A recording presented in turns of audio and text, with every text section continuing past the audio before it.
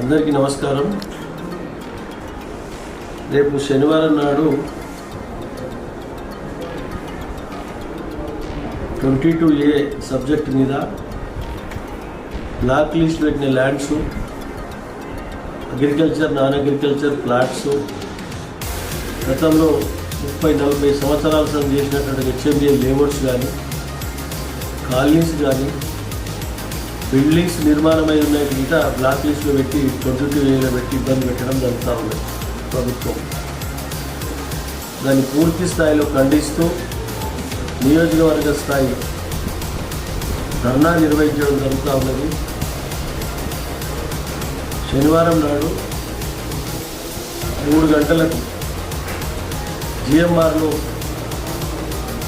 మాజీ మంత్రివర్గ హరీష్ రావు గారు ధర్నా కార్యక్రమంలో ముఖ్య అతిథిగా పాల్గొనబోతూ ఉన్నాడు.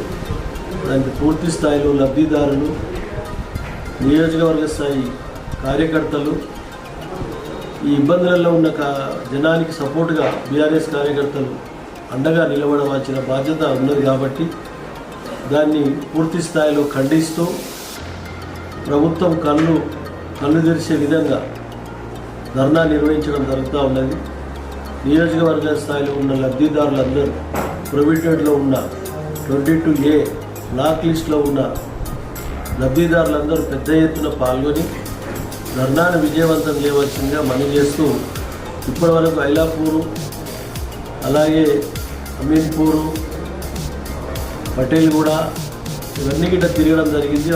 అక్కడ ఎక్కడ చూసిన గ్రౌండ్లు అంతా కోర్టు కేసులలో ఉంది. కాబట్టి MRO వాళ్ళు, పోలీసు వాళ్ళు పర్మిషన్ నిరాకరించడం జరిగింది. దాన్ని అమీన్పూర్ అనుకున్నాం. అమీన్పూర్ని ఇప్పుడు GMR దాన్ని తరలించడం జరిగింది ధర్నా పాయింట్ను.